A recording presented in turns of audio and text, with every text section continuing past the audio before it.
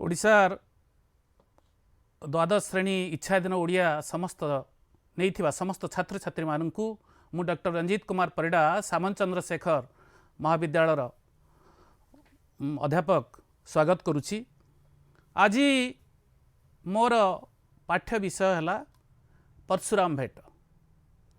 परशुराम भेट एवं यार कवि होउछंती कवि बलराम दास। कवि बलराम पंचसखा जुगर जड़े विशिष्ट सारस्वत साधक। पंचदास मान मध्य वयोज्येष्ठ अच्युत अनंत जशवंत जगन्नाथ बलराम एमान भितर कवि बलराम होउछंती ज्येष्ठ। से उत्कलीय वैष्णव धर्मर प्रवक्ता। पिता नाम सोमनाथ महापात्र एवं माता नाम महामाया देवी। पिता सोमनाथ महापात्र पुरी राजा प्रतापरुद्र देवंकर जड़े पारिषद भाव में नियोजित थिले। तेणु जन्मरु कवि बलराम पुरी क्षेत्र सहित जड़ित। वेद वेदांत गीता भागवत एवं पुराण शास्त्र मध्य अनेक अध्ययन करिसेंती।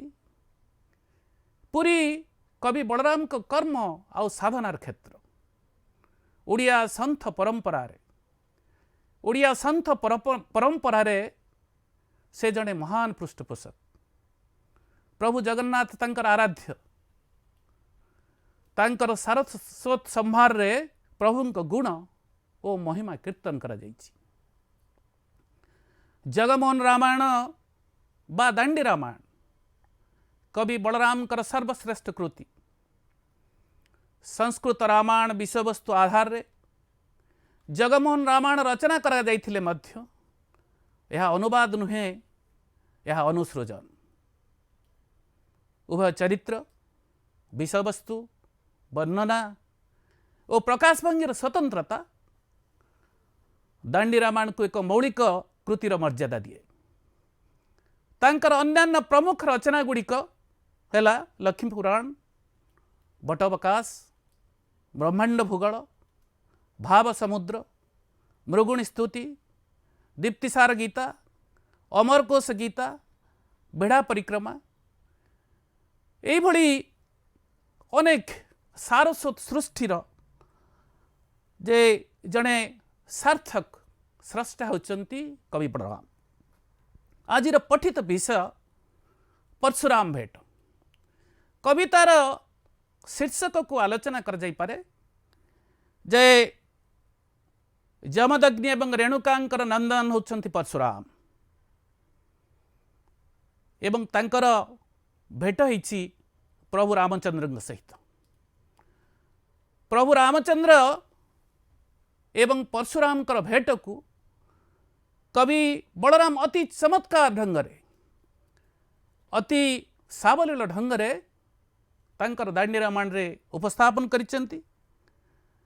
जे एठी मो गोटे छोटिया कथाटे कहबा को चाहे जे निर्दिष्ट भाव ये कविता भितरे परशुराम भेट कविता भितरे परशुराम कर अहंकार एवं रामचंद्र मर्यादा को ही प्रतिष्ठा करा जाइछि। परशुराम पिता नाम जमदग्नि, माता नाम रेणुका। जे तांकर पितामही होउछंती महर्षि रचक परशुराम एवं जे तांकर मातामही से होउछंती सत्यवती। महर्षि रचक ब्राह्मण थिले एवं सत्यवती क्षत्रिय थिले। से जाऊ एमाने समस्त भृगुवंशी यही परशुराम नामकरण करिवार एक स्वतंत्रता रही। परशुराम निर्दिष्ट भाव रे कौन करिसंती ना गंधमार्दन पर्वत रे शिवं को तपस्या करी परशु एक तेजयुक्त परशु लाभ करिसंती। से दिन ठारू तांकर पूर्व नाम थिला राम। ए राम परशुराम रे रूपांतरित हो जाइछि।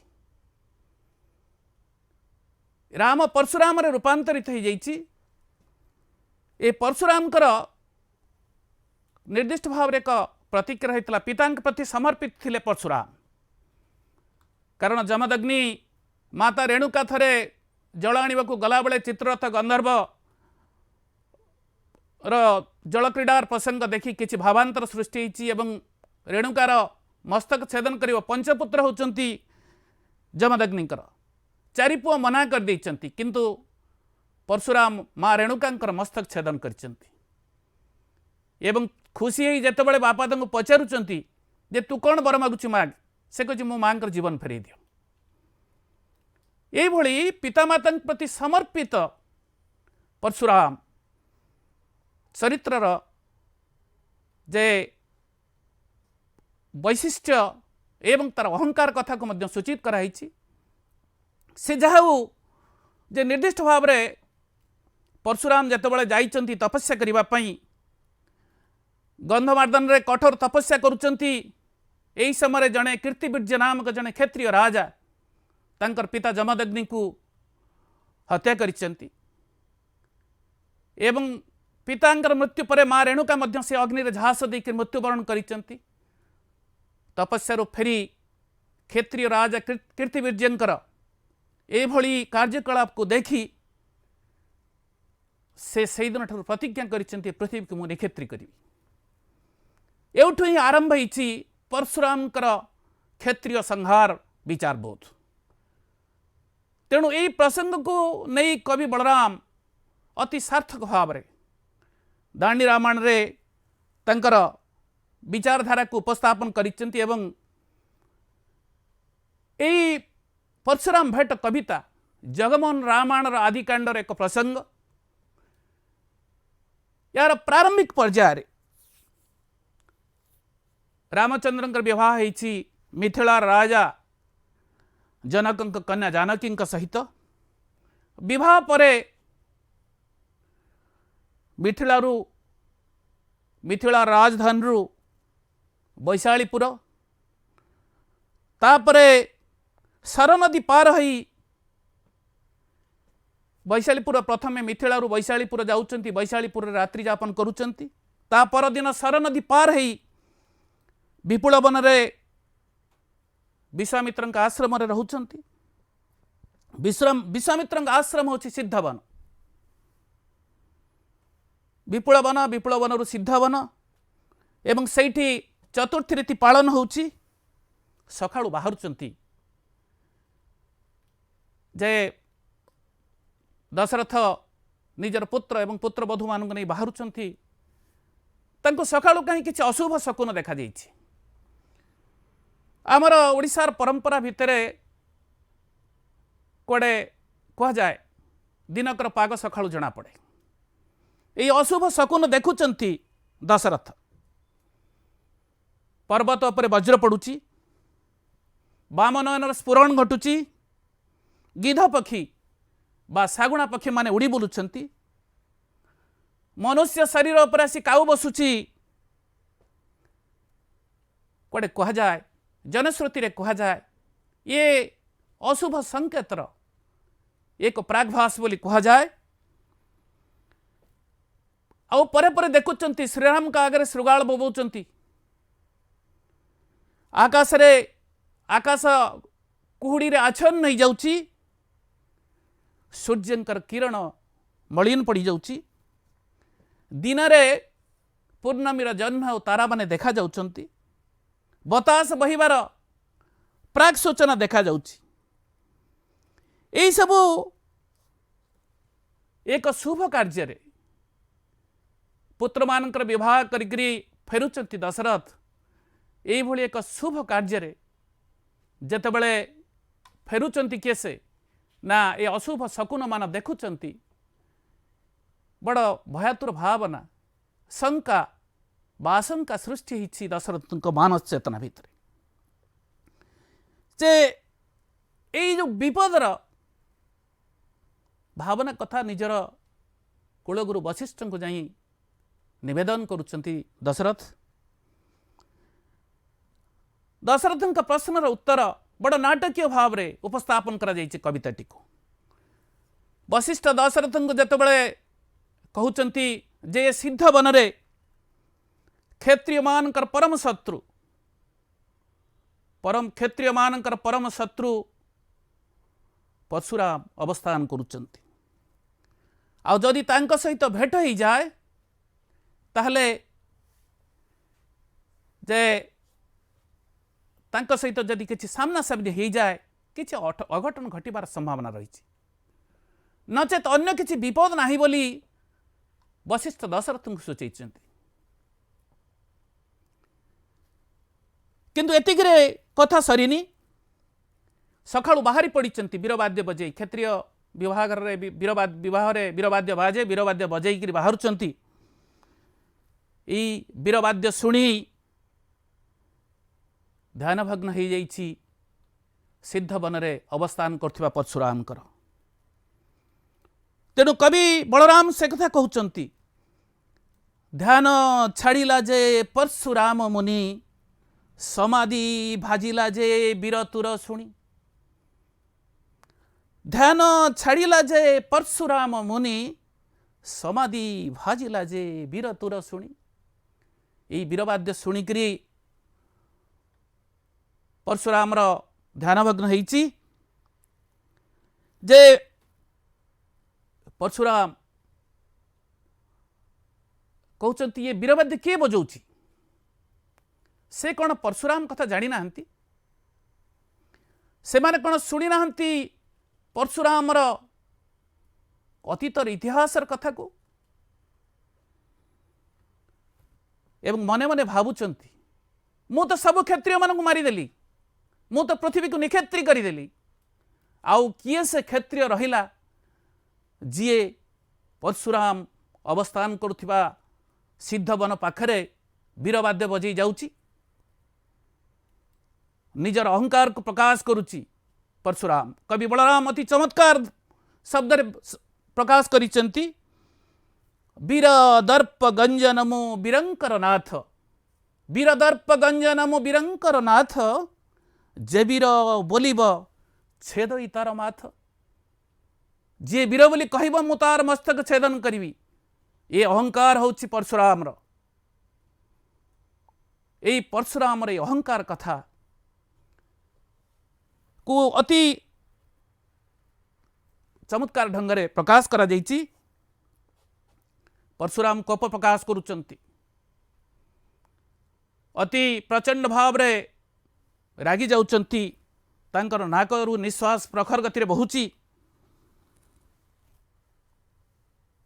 ता परे परे कवि बलराम परशुराम वेश परिपाटीर कथा वर्णना करुचंती परशुराम रूपचर्या करुचंती कौन कौ भली वेश पिंधिचंती परशुराम वेश पोशाक वर्णना कला बेले से कहउचंती शिर रे नागबंध बांधिचंती कान रे कुंडल कटी रे काछटा कंठ रे तुलसी और रुद्राक्ष माळ हृदय रे चांदिया माळ बा सुना माळ पकईचंती कटी रे कृष्णाजीन छाल कृष्ण सार मृगर छाल पिंधिचंती कसाय वस्त्र परिधान करिचंती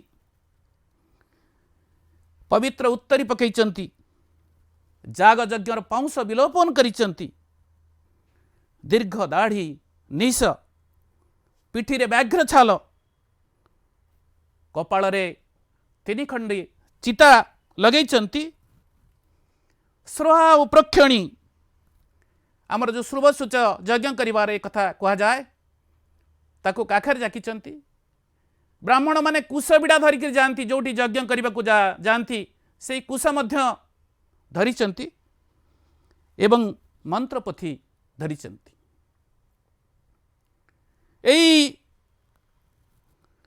एक कथा कहला बेले कमंडलू अच्छी खणती अच्छी बाम कर रे धनु डाहाण कर रे कोठार कंठ तटरे तुणीर भार एवं जो धनु धरिचंती से धनु नाहला वैष्णवा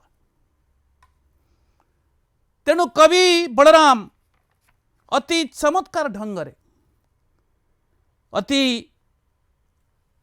बलिष्ठ ढंग से प्रका कहार ना परशुराम बेश परिपाटीर वर्णना कर अति चमत्कार वर्णना। गोटे छोटिया उदाहरण टे दिया जाई पारे जे स्रोहा प्रक्षणी जे कुश मंत्र पोथी काख मूल जे अधारी गोटी अच्छी तेणु श्रुव सूच जहाँ यज्ञ कर जाए ये यज्ञर सबू आनुषंगिक जिनिस मान काखरे जाकी जड़े याज्ञिक ब्राह्मण भाव रे जड़े ब्राह्मण भाव रे वर्णना कर कहार परशुराम यही वीरवाद्य बजे जाउथिबा दशरथंकर पुत्र मानकर व्यवहार आगे आसी ठिया जाइछन्ति परशुराम ये आसुचंती यही परशुराम आसीबा कथा सैन्य मान पाखे खबर पहुंची जाइछि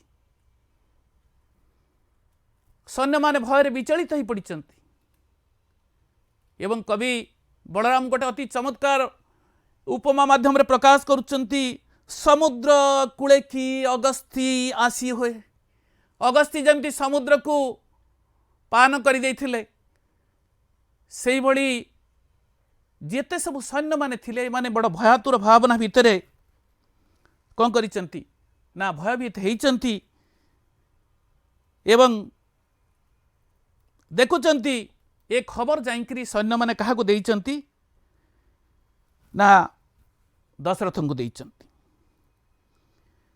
दशरथ ए सैन्य संवाद पाई सारा परे बड़ा विचलित हो पड़िचंती बड़ा विचलित भावना देखा देइछि दशरथ के भितरे प्रखर बेगर निश्वास बहुची भगवान को स्मरण करुचंती कपाल रे हाथ मारुचंती जे ए भड़ी एक सुखद मुहूर्त रे परिवार रे विवाह आयोजन रे एक सुखद दिन रे केउ एक हठात माड़ी आसुथिबा अप्रत्याशित विपद को सामना सामनी हवा को जाउथिबा दशरथ बड़ विचलित हो पड़िचंती जे भावुचंती मो पुओ मानकर किछि हबनी तो ए जो बाट आसी ओगाळीचंती से कथा कहउचंती दशरथ भावना को कवि बलराम प्रकाश करुचंती रोष भरे होई अछई पुण आसी ये मोहर पुत्र को न पुण जाई नासी दशरथंकर भावावेग वार्धक्य संतान पाइथिबा गोटे पितार हृदय आवेग गोटे पितार हृदय भावना भावांतर ये भावना और भावांतर को इतने चमत्कार इतने व्यंजनात्मक भाव रे कवि बलराम तंग कविता भितर प्रकाश करिसंती ताहा वास्तविक अनन्य ता वास्तविक स्वतंत्र एवं एक कथा कही सारा पर निजर भावना को जाई निजर कुलगुरु वशिष्ठ पाखरे निवेदन करुचंती दशरथ निवेदन करुचंती एवं दशरथ को प्रबोधना दौचंती केसे वशिष्ठ कौन ना यही वीरवाद्य शुणिकी चली आसी केसे परशुराम वीरवाद्य शुणिकी चली आसी तेणु चल किसी प्रबोधना दबा तांको प्रबोधित करने परामर्श दौरान वशिष्ठ क्या दशरथ को एक कथा होचंती परशुराम एवं दशरथ यही समय नाई कथा होचंती वशिष्ठ एवं दशरथ परशुराम आसी पहुंच जाइछंती पहुंची गला परे रथासीन दशरथ रथर ओह्लई पड़ुचंती पाद तले जाई वंदना करुचंती जे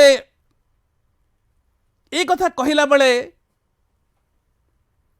देखी दशरथ जानरू उतरी भृगुपति चरणे नमस्कार करी पुणी उठई पुणी पादे पड़ई कार्पुण्य होइण बेनी कर जोड़ई अति कार्पुण्य भाव रे अति समर्पण भाव रे अति निवेदन भाव रे परशुराम पाद तले जाइकरी पड़ुचंती केसे ना दशरथ कारण गोटे वार्धक्य पुओ पाइथिबा पुओ मानक प्रति आसुथिबा आसन्न विपद को देखुथिबा दशरथ तांको हृदय भितर जो भावांतर तैयारी आसन्न विपद को अनुमान करि पारुथिबा दशरथंकर कौनसी प्रकार विपद को अतिक्रम करि जिबा पई टाली जिबा पई प्रचंड कोपी परशुराम को पाद तले जाई अति निवेदन करुचंती जे एवं बड़ा चमत्कार कौशल ढंग से कहउचंती हे मुनिवर आपण को दर्शन करवा मोर एक सौभाग्य तेणु से कथा कहला बेले आपण प्रशंसा करुचंती कहार कहउचंती आपण जमदग्निकर नंदन आपण भृगुकुलर मंडन ये मुझे रखा चाहे जे से भृगु परशुराम बोली कहा जाए परशुराम को भृगु परशुराम बोली कहा जाए क्षत्रिय मानकर जम कर्म दृष्टि सच्चा आ गरिष्ठ ईश्वर आउ आपण होचंती जड़े कृपार सागर ये जो कथा को निवेदन करुचंती आपण होचंती दयावंत क्षत्रियंकर जम परशुराम कर जय बोली कही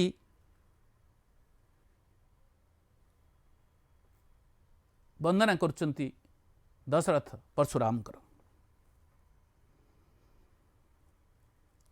ए कथा सुनी सारा परे दशरथ कथा सुनी परशुराम प्रतिक्रिया प्रकाश करुचंती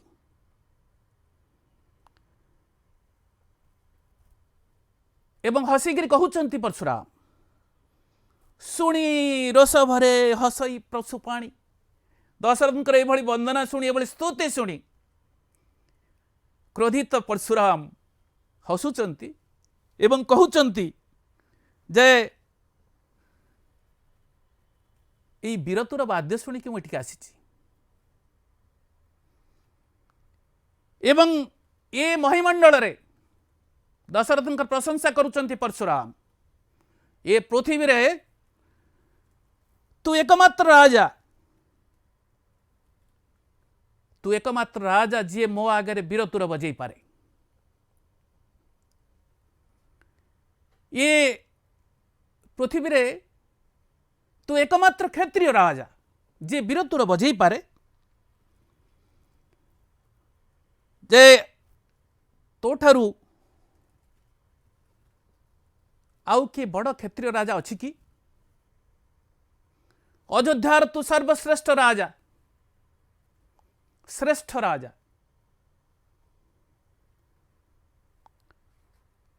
तेणु पृथ्वी आउ कहीं तोर समकक्ष नुहंती तू उत्तम सर्वहु उत्तम तू अटु नृप बरे वीरतुर बजाई साधु अछु मही रवि तले सम नहिबे तोते कही तो सहित कहीं समकक्ष हो पारे एक कथा कही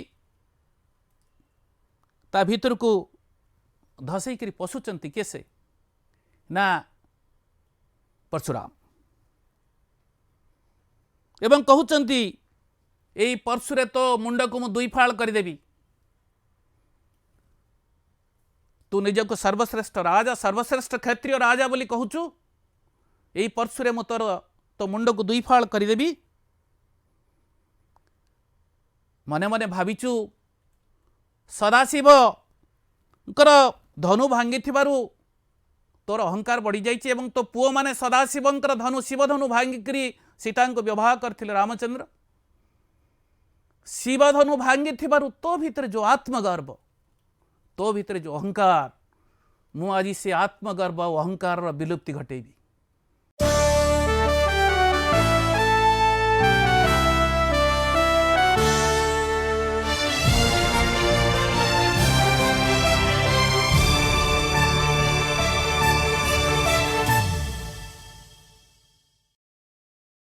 जेतेबेले परशुराम धसई पशुची सेतेबेले जो सैन्य माने थिले दशरथंकर से माने किए कुआडे जाई झाड़ बाड़ जंगल घंच जंगल भितर लुचि निजर आत्मरक्षा करने पर चेष्टा करुछंती।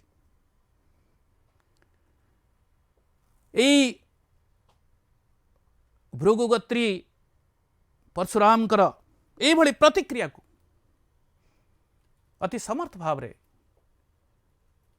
अति सावलील भाव रे एक नाटकीय भाव रे कवि बलराम तांग कविता भितर प्रकाश करुछंती।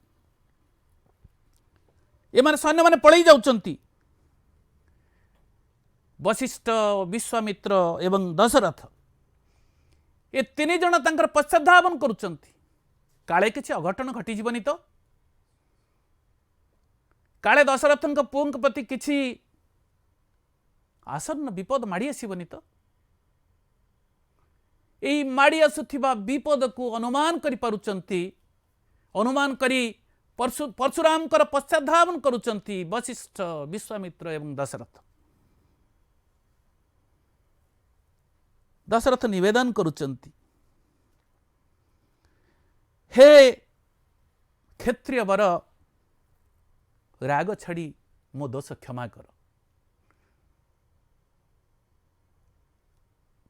हे क्षत्रिय मान को निक्षत्रि करिथिबा हे परशुराम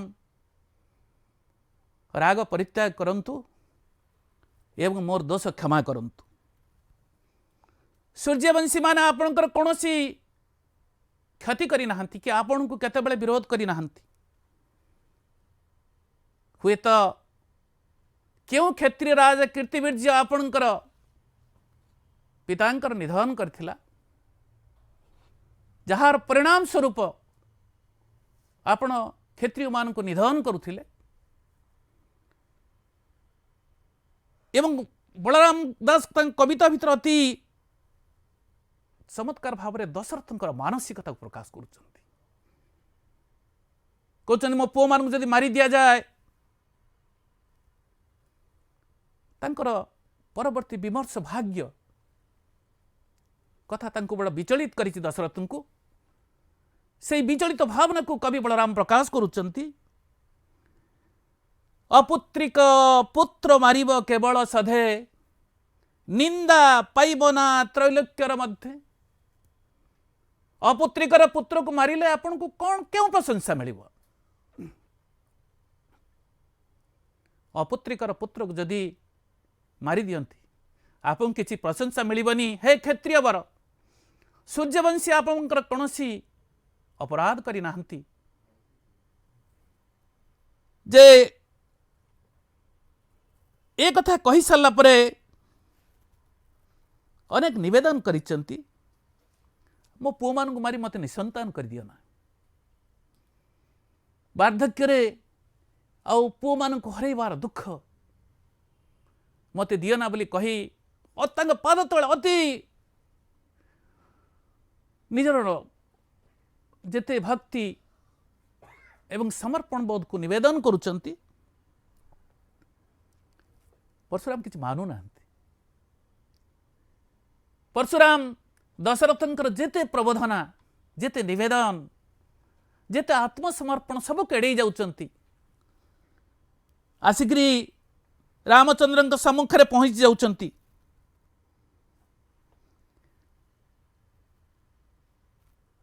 एवं रामचंद्रंक पाखरे पहुंच गला परे कहउचंती।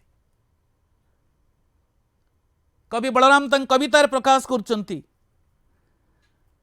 राग रामचंद्र परशुराम कहउचंती, कोपेण बोलोई तू सुण रघुनाथ, कोपेण बोलोई तू सुण रघुनाथ, ईश्वर धनु केमंते कलु हाथ। शिवंकर धनु तो केमिति भांगिलु। जो शिव धनु भांगिबा पई जहा को इंद्र उठे पारंतिनी, इंद्र जो शिव धनु को उठेबा पई असमर्थ,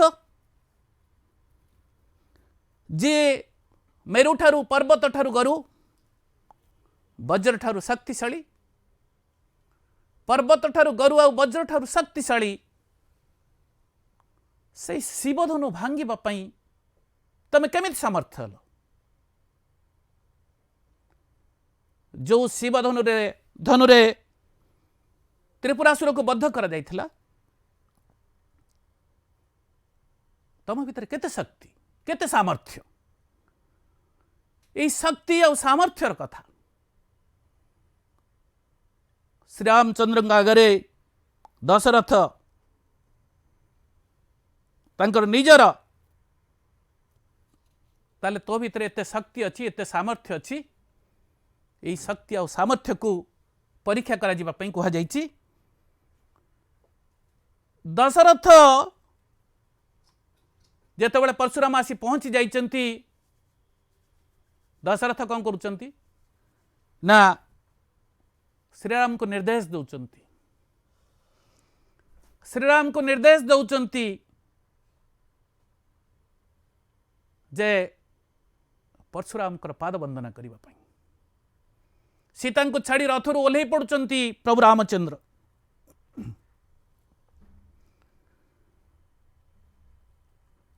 एवं आसिक्री परशुराम कर पाद स्पर्श करी परशुराम कर वंदना करुचंती परशुराम का महत्व रामचंद्र मुहरे कवि बलराम चमत्कार भाव में प्रकाश करिचंती जे अपार कालरत पुरातन ऋषि अपार कालरत पुरातन ऋषि शुणिथिलु आंभे देखिलु नि आसी वो शुणिथिली आपण जने पुण्यात्मा जने पुरातन ऋषि जने प्रसिद्ध ऋषि जने समर्थ तपस्वी आज मोर परम सौभाग्य जे आपण को देखिबार सुजोग मत मिलिला आपण भली जने पुण्यमान तपस्वी को मु देखा समर्थ हेली ए कथा एवं पचारुचंती रामचंद्र आपण कहीं आसचंती मु जानिबा चाहे आपण कहीं आसीचंती मोर जीवन धन्य हला आपण भली जने पवित्र ऋषि पुण्य ऋषि को देखिबार मु देखिया समर्थ हेली परशुराम एवं रामचंद्र भेट पर निज अंतर भक्ति अर्घ्य अर्पण कर सारा पर रामचंद्र परशुराम महिमा गान करने सहित कौन करुचंती जे निजर भावना को प्रकाश करुचंती तापर परशुराम भाई कथा प्रकाश करुचंती एवं रामचंद्र परशुराम क्रोधित परशुराम प्रचंड क्रोधरे प्रज्वलित परशुराम परशुराम ए भली रूप देखी अति नम्र भाव रे विनम्र भाव रे आसीबार अभिप्राय निवेदन करने सहित सूचित करुचंती कौन जे हे भृगुपति रामचंद्र पचारुचंती हे भृगुपति हे भृगुकुलर मंडन हे भृगुकुलर श्रेष्ठ ब्राह्मण याज्ञिक ब्राह्मण आपण एटिक आसीचंती एवं आपंकर ए पुण्य दर्शन मते पवित्र करिछि मते पूत करिछि मु गरुआ ब्राह्मण पर रागे नहीं आपण क्रोधित अछंती मु देखि पारुछि आपण प्रचंड भाव रे क्रोधित अछंती गरुआ ब्राह्मण पर मु प्रतिक्रिया पोषण करे नहीं जे जदि आपण चाहि पारंती मो ए कोठार मो शिरछेदन करि पारंती किंतु गुरु और ब्राह्मण को कथारे मु किछि प्रतिक्रिया पोषण करे ना आपण जहाँ कहिबे मु ता पालन करिबी आपण जहाँ कहिबे आपण निर्देश मु पालन करी आपण आज्ञा को पालन करबा मोर धर्म मु टिके भी अवज्ञा करिबिनी से कहउचंती जहाँ बोलिबु ताहा पालिबई आज्ञा अल्प मात्रे मु न करिबी अवज्ञा जहाँ आप आज्ञा देवे जहाँ निर्देश देव मुझे पालन करी श्रीराम का कथा शुणिकी निजर वैष्णव धनु को बढ़ई दौरान किए से परशुराम कहते जदि शिवधनु भांगीच ए कोदंडरे गुण दे पार ताहले मु जानी तमर सामर्थ्य केते तमर सामर्थ्य केते जे मु से कथा जानिबी एवं सही कथा को सूचित करचंती श्रीराम को कथा सुनी परशुराम कौन करचंती वैष्णव धनु को रामचंद्र हाथ को बढ़ाई देचंती परशुराम का हाथ रु धनु संग्रह करी गुण संयोग करुचंती रामचंद्र एवं गुण जेतले संयोग करुचंती एई समय डाहाण हाथ धरिचंती जे बाँ हाथ धरी पादरे धनुर शेष भाग को धरी गुण संयोग करने को जाउचंती एई समय कवि बलराम अति चमत्कार भाव रे सीतांकर मानसिकता प्रकाश कर गोटे नारी भितरे थिबा मानसिकता गोटे नारी हृदयर भाववेग नारी मनर मन गहनर किछि कथा को बलराम प्रकाश कर सबु बेले सौतुणी को नारी पसंद करे ना सीता भावुचंती सीत्यांग चाहिथिले सुखासने बसी पुणत सपतणी होइला मते आसी बड़ा चमत्कार है कथा जे कहउचंती जे आउ किए गोटे मोर सौतुणी चली आसिला ए शिवधनु तो भांगी मते प्राप्त होइतले रामचंद्र मते विवाह करिसंती ए शिवधनु भांगी मते विवाह करथिले ए पुणी आउ एक धनु भांगी बोध हुए आउ एक नारी को विवाह करिवे मोर भाग्य कौन हम गोटे नारीर मानसिकता कथा को प्रकाश करुचंदी बलराम अति चमत्कार भाषा रे मोहर पियर से धनु समर्पिला कोदंड आमंचते मते विवाह कला कला मोर पिता से शिवधनु प्रतिज्ञा करथिले जे शिवधनु भांगिब से मोर कन्यार पाणी ग्रहण करिब ऋषि जनक राजा और ऋषि जनक कन्या जानकी सीता से शिवधनु भांगिकी ये भली सीता को पाइबार सौभाग्य अर्जन करुवा रामचंद्र पुणी बोध हुए यही धनुरे गुण संयोग करी आउ एक नारी को नहीं आसबे एवं से तो श्रीराम तो अग्नि छुई शपथ करथिले आउ पत्नी ग्रहण करिवेनी बोली कवि बलराम कहउचंती श्रीराम सत्य कले अग्नि छुई निश्चय सपतणी मते न करिवार पई आउ सौतुणी आनिबेनी बोली आउ सौतुणी न आनिबे बोली प्रतिज्ञाबद्ध होइथिबा रामचंद्र पुणे कौन करने जाउचंती ये जो शंका जो आशंका जो भावना से भावना कथा कहउचंती कौन जे ये एक असत्य काम हम श्रीरामचंद्र एक असत्य काम हम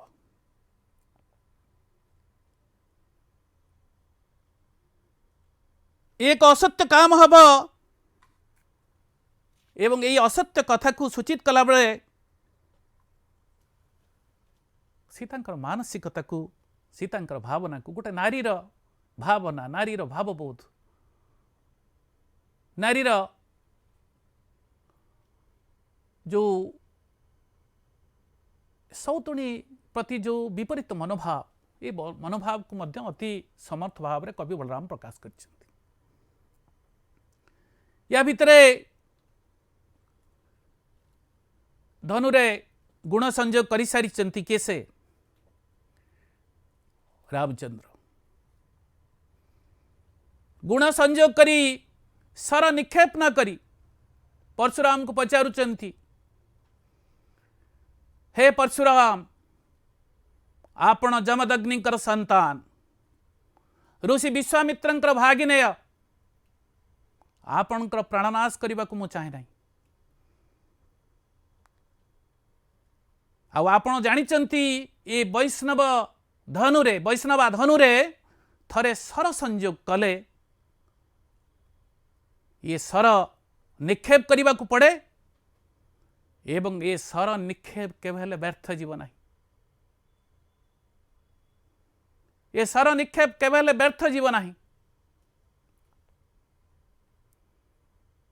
ये जो प्रसंग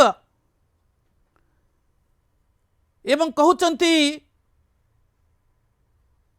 ये कथा कही सारा पर प्रश्न पचारुचंती परशुराम को रामचंद्र तेणु आपण कहतु ये सर मु क्यों लोक को क्षेपण करी ये सर मु क्योंठिकी पठेबी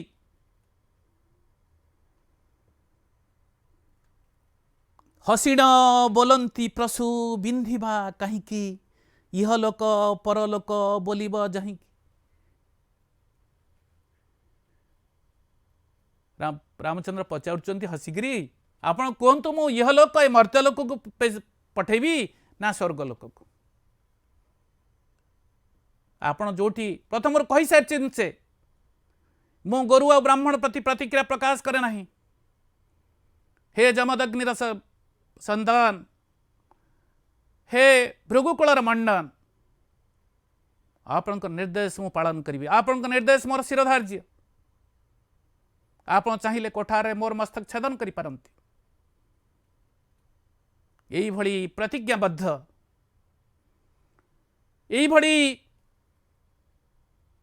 निजकु समर्पित करिथिबा प्रभु रामचंद्र का चरित्रर महत्व एवं वैशिष्ट्य को उपस्थापन करा जायछि।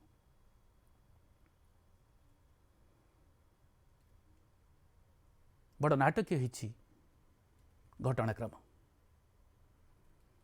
ये नाटकीय घटनाक्रम रे निश्चय विचलित ही पड़े परशुराम वैष्णवा धनुरे गुण संयोग करि पारुचंती प्रभु रामचंद्र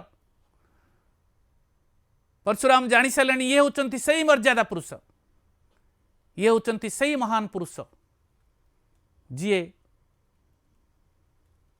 धनुरे परशुराम का धनुरे गुण संयोग करि पारंती एवं निजर प्रतिक्रिया पोषण करुचंती एवं को लोक पठेबी तार प्रत्युत्तर रे परशुराम कहउचंती भृगुपति बोइला परलोक भेद ए मोहर दुस्तर पापभार छेद परशुराम कहले परलोक को निक्षेप कर कारण ब्राह्मण होई क्षत्रिय हत्या करिथिबारु परलोक रे प्रवेश करिवार मोर अधिकार नहीं मु ब्राह्मण है कि क्षत्रिय को हत्या करिथिबो परलोक रे मोर अधिकार नहीं कौन कर ना मोर परलोकर पापभार छेदन कर फलस्वरूप मोर सबु पापभार छेदित हेले मु परलोक रे प्रवेश करने को समर्थ भी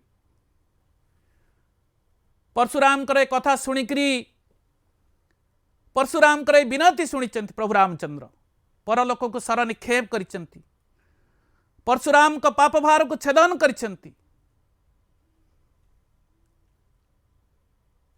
एवं परलोक को जीवार परशुराम का परलोकर आगमन पथ को सुगम कर देइचंती एवं सर निक्षेप परे वैष्णवा धनु दुई खंड ही भांगी जाइछि स्वर्ग देवता माने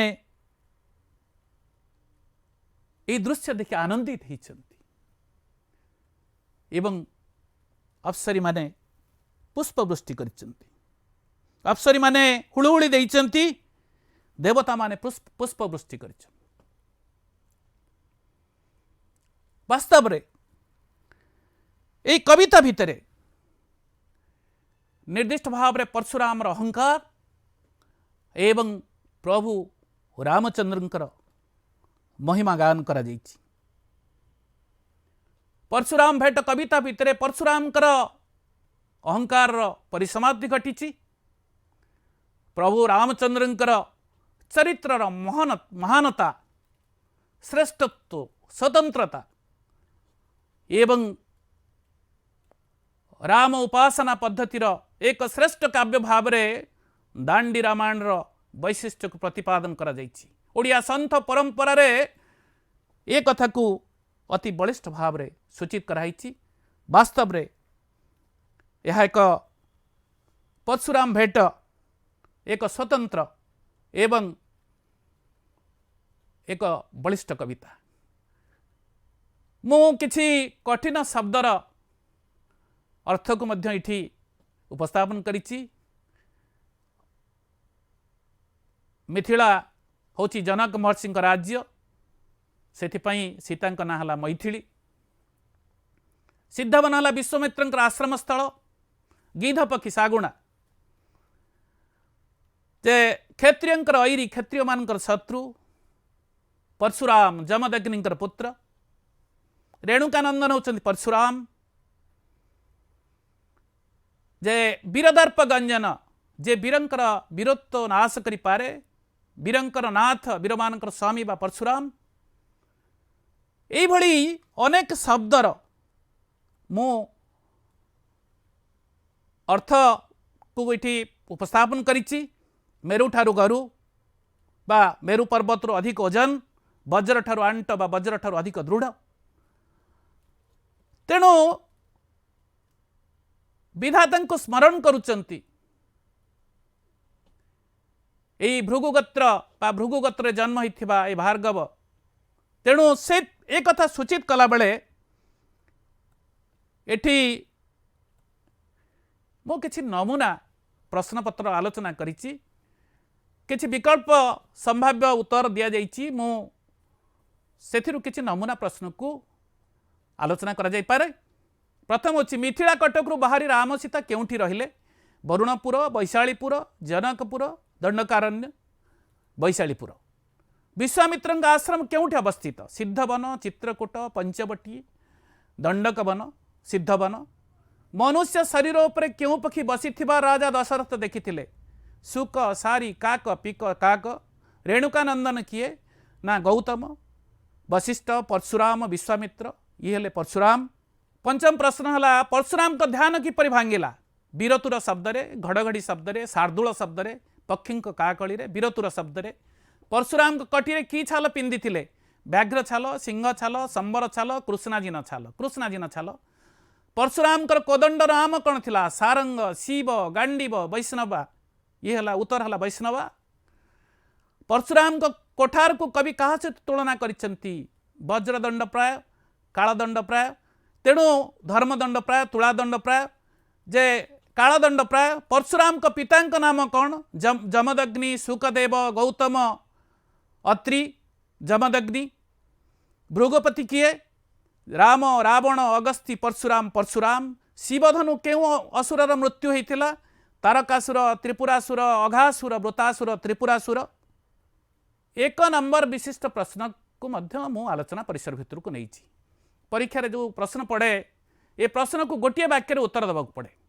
विकल्प प्रश्न पर किसी प्रश्नर उत्तर गोटे वाक्य देवाक पड़े।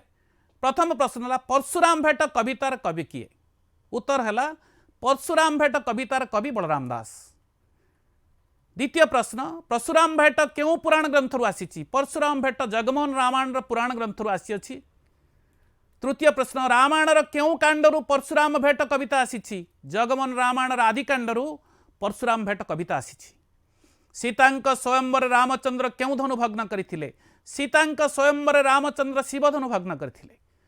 परशुरामकर कहा सहित भेट हवा कथा कवितार कहुଯାଇଛି।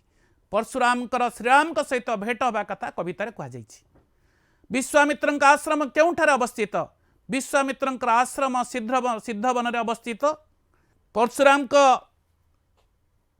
का आश्रम सिद्धवन रे अवस्थित। राजा दशरथंकर केउ नयन घन घन स्फुरण हेउथिला? राजा दशरथंकर बाम नयन घन घन स्फुरण हेउथिला। राजा दशरथंकर कुलगुरु किए? उत्तर हला राजा दशरथंकर कुलगुरु हेले वशिष्ठ। प्रश्न परशुराम का पिठी रे केउ छाल परिधान करथिले? परशुराम पिठी रे बाघ छाल परिधान करथिले। भृगुपति किए? भृगुपति हेउचंती परशुराम। परशुराम का पितांक नाम कौन? परशुराम का पितांक नाम जमदग्नि।